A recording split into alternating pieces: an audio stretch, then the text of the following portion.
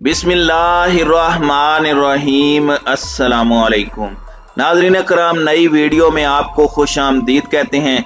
आज हम आपको रूस और यूक्रेन के दरमियान बिगड़ती सूरत हाल से आगाह करने जा रहे हैं। वाज़ेह रहे कि आहिस्ता आहिस्ता सुलगता रूस यूक्रेन तनाज़ा शिद्दत इख्तियार कर चुका है। इंटरनेशनल इदारे की ताज़ा तरीन खबर के मुताबिक रूस ने यूक्रेन के साथ साथ बरतानिया और अमेरिका को भी एटमी जंग की धमकी दे दी है, जिसके जवाब में नेटो के इत्तेहादी ममालिक बरतानिया ने जंगी हथियार और कनाडा ने अपनी फौज यूक्रेन भेजना शुरू कर दी है। जबकि एक और खबर के मुताबिक जर्मनी ने यूक्रेन का साथ देते हुए रूस जाने वाली पाइपलाइन बंद करने की धमकी दे दी है।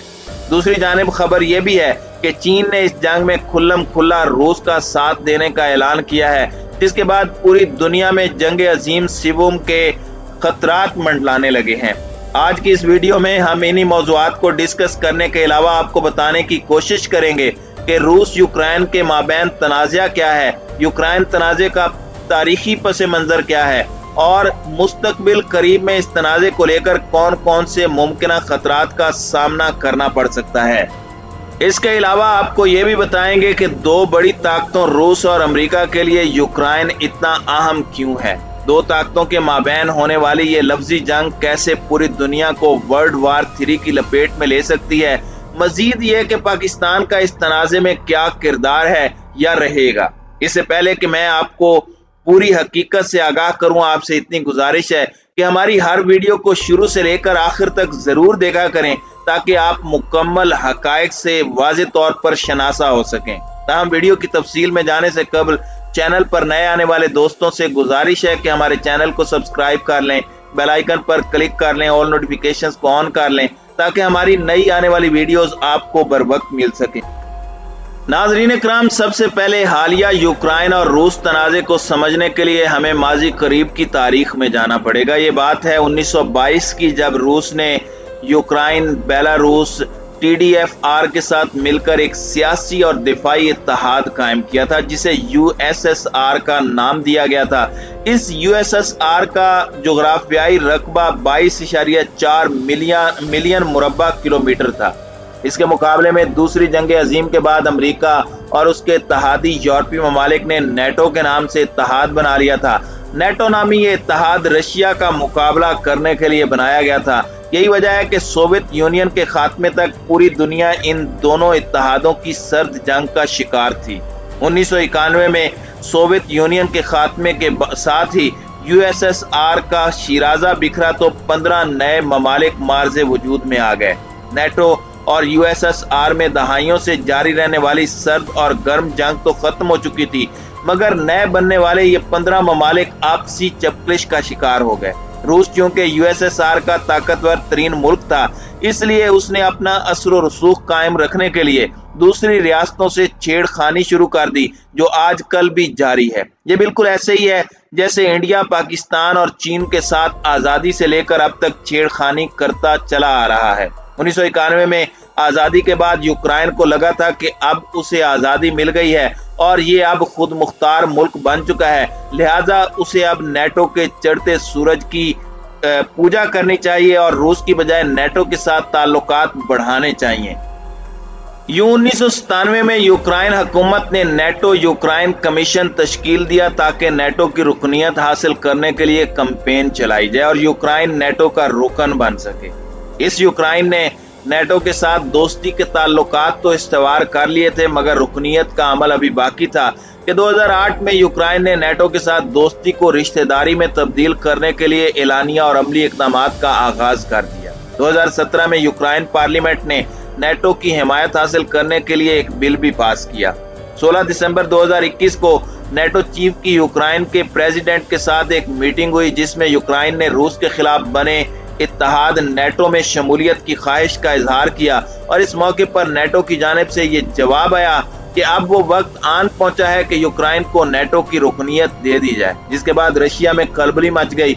इंटरनेशनल खबर के मुताबिक गुज़श्ता दिनों रूसी सदर व्लादिमीर पुतिन ने अमरीकी सदर जो बाइडन, बरतानवी प्राइम मिनिस्टर बोरिस जॉनसन और दीगर नेटो के रुकन ममालिक के सरबराहान से वीडियो मीटिंग की, जिसमें उन्होंने मुतालबा किया कि यूक्रेन को नेटो में किसी सूरत शामिल न किया जाए मगर सभी अरकान ने रशियन सदर को कोई तसल्ली बख्श जवाब ना दिया, जिसके बाद रूस ने ऐलान किया कि अगर यह मसला बातचीत से हल ना हुआ तो हमें दूसरे तरीके भी आते हैं।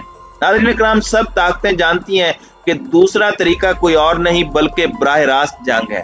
थोड़ा गहराई में जाएं तो पता चलता है कि दिसंबर 2021 तक रूस यूक्रेन में प्रॉक्सी वार लड़ रहा था और यूक्रेन में उन लोगों को सपोर्ट कर रहा है जो रूस के साथ मिलना चाहते हैं, जिन्हें प्रो रशियन भी कहा जाता है।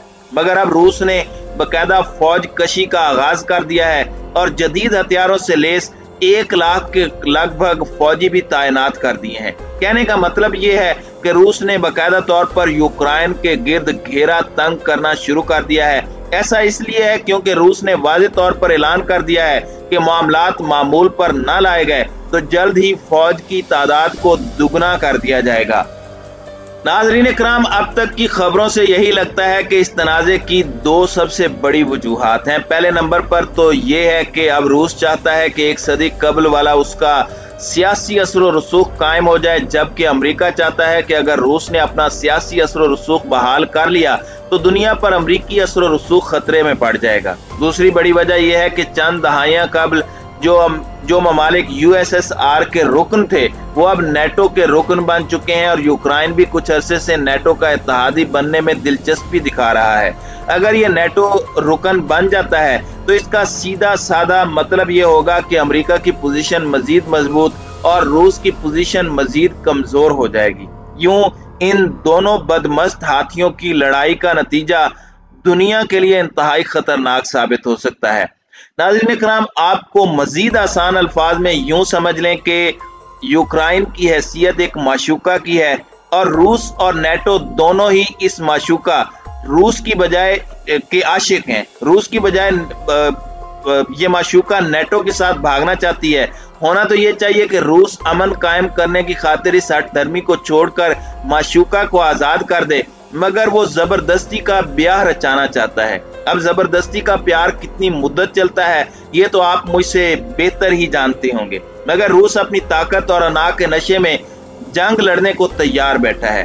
नाज़रीन इकराम, अगर आपको लगता है कि रूस सिर्फ लफ्जी गोलाबारी करेगा और पीछे हट जाएगा तो आप गलत सोच रहे हैं, क्योंकि रूस ना सिर्फ यूक्रेन पर हमला करेगा बल्कि उस पर कब्जा करके उसे रूस का हिस्सा भी बना लेगा। मैं ऐसा इसलिए कह रहा हूँ क्योंकि रूस यही काम 2014 में एक जजीरा नुमा मुल्क क्रीमिया के साथ भी कर चुका है, जहां उसने अपनी फौज भेजकर उसे रूस का बकायदा हिस्सा बना लिया था। फिर एक नाम नेहाद रेफरेंडम के जरिए उसे अपने इस गैर कानूनी कदम को कानूनी हैसियत भी दे दी थी।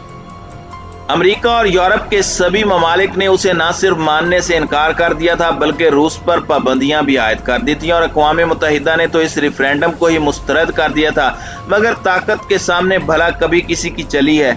नाज़रीन इकराम, अगर खुदा न खास्ता ये जंग शुरू होती है तो इसके असरात पूरी दुनिया में बिलवास्ता या बिलावास्ता पड़ने वाले हैं। लिहाजा हमें दुआ गो रहना चाहिए कि जंग ना हो।